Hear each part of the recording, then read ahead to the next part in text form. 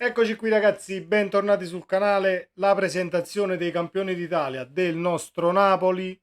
impeccabile, curata in ogni minimo dettaglio, con una maglia azzurra ragazzi che è spettacolare. Io l'avevo vista dalle foto, però nelle foto vuoi un'inquadratura, vuoi una luce diversa, sembrava un azzurro che non tanto mi suonava soprattutto sulle maniche, però poi era solamente un fatto di luci e device che fanno la fotografia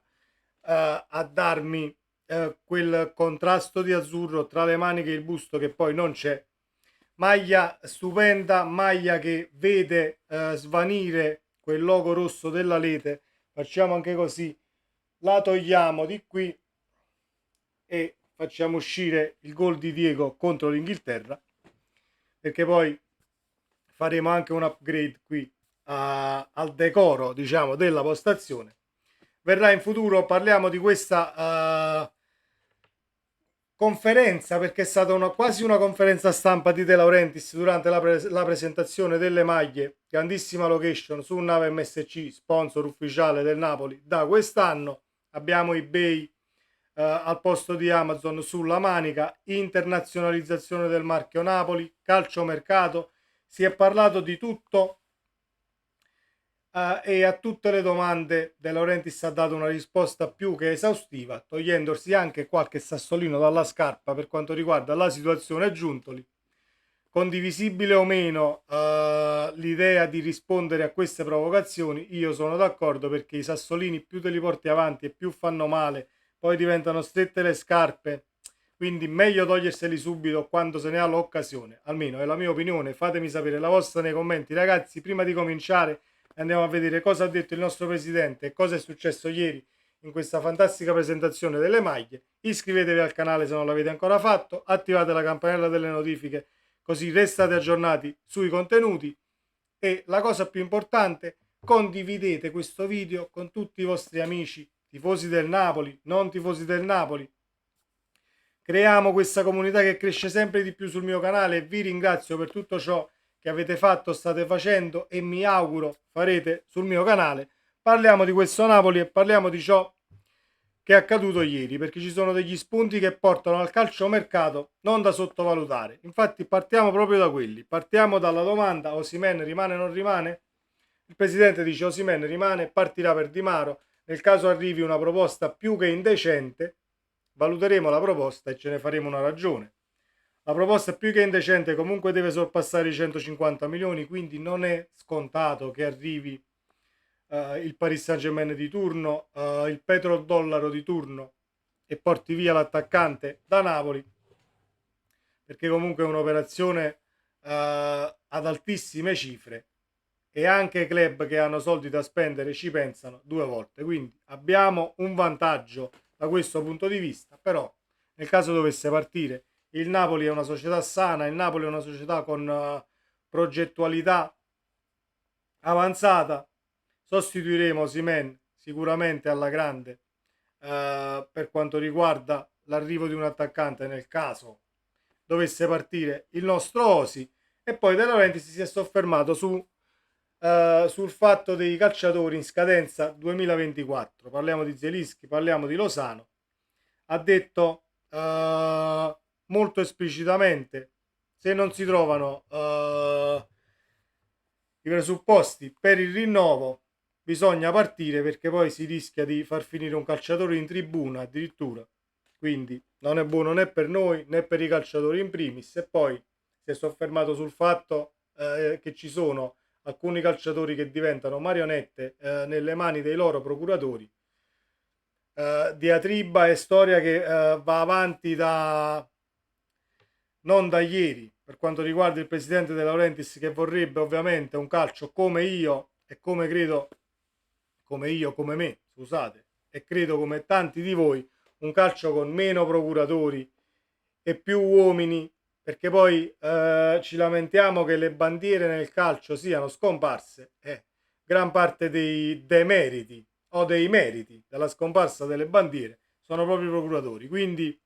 occhio al calciomercato sulla situazione Lozano e Zielinski, tant'è vero che ieri è uscita questa notizia: Milinkovic Savic in Arabia, e la Lazio punta forte su Zielinski, vedremo come andrà a finire, ce ne faremo una ragione, rimpiazzeremo, non rimpiazzeremo, io mi auguro che il Napoli venda quanto meno possibile,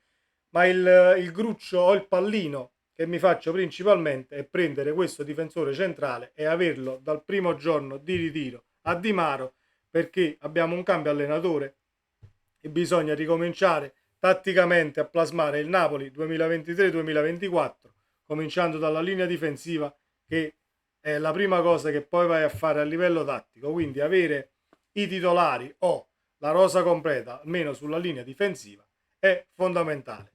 Spero che arrivi Itagura, vi ringrazio per tutti i commenti che ci sono stati sotto al video che ho fatto di Itagura e abbiamo discusso e mi fa tantissimo piacere perché rispondo a tutti i commenti e secondo me è una cosa molto costruttiva per la mia crescita a livello di conoscenza calcistica e anche la condivisione di idee con voi,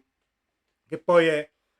uno dei fondamenti per i quali ho aperto il canale: condivisione del calcio Napoli, divulgazione del verbo Napoli, eccetera eccetera.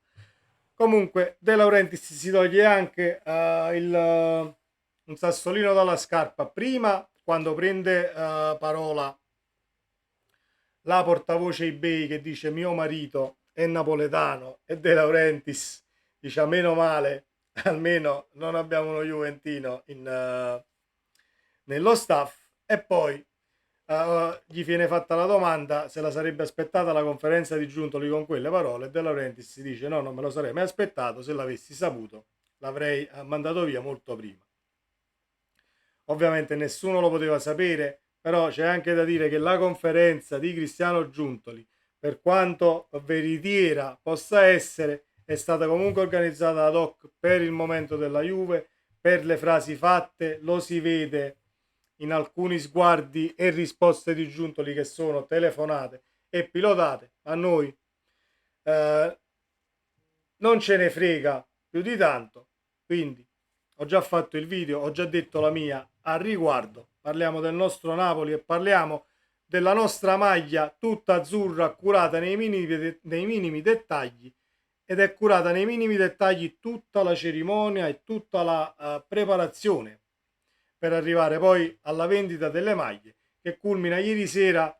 nell'inizio della vendita delle maglie alle 19:26, richiamando l'anno di fondazione della nostra società 1926, ultima ciliegina su una torta buonissima e bellissima da vedere. E poi mi piace tantissimo il dettaglio dello stemma del Napoli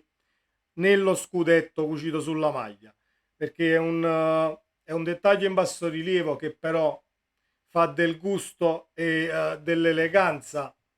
un marchio di fabbrica Armani Napoli, perché poi quando ti affidi a top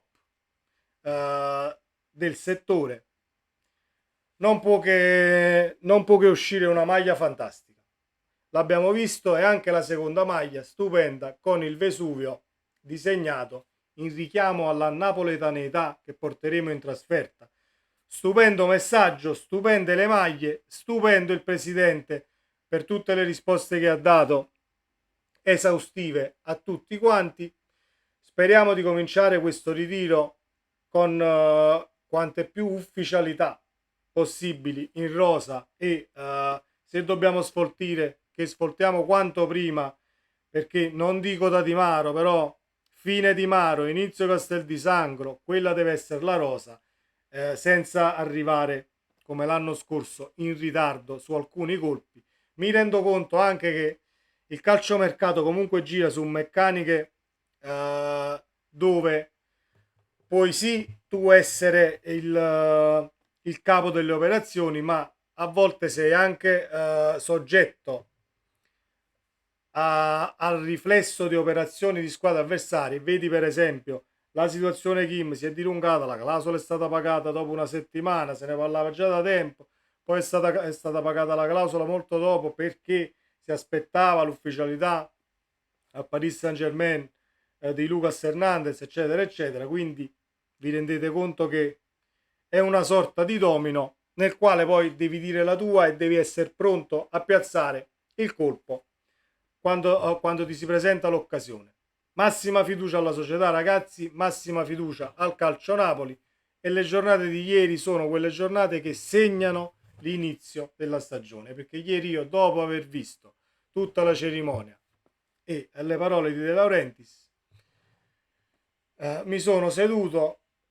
contento, anzi stracontento di tutto ciò che è stato detto e che è stato programmato. Internazionalizzazione del marchio Napoli, addirittura si parla di produrre le maglie destinate agli Stati Uniti, di produrle in Messico per abbassare i costi di spedizione, altro step in avanti della società sportiva Calcio Napoli. Dobbiamo solo aspettare cosa ci riserva questo calciomercato, sperando di perdere quanto meno tasselli possibili e, nel caso dovessimo perderli, rimpiazzarli a dovere, e vediamo questo 20 agosto, 19 agosto, anzi, alla prima con il Frosinone, chi siamo e come ci siamo arrivati. Sempre Forza Napoli, ragazzi, non dimenticatevi di iscrivervi al canale, ci vediamo nel prossimo video, ciao.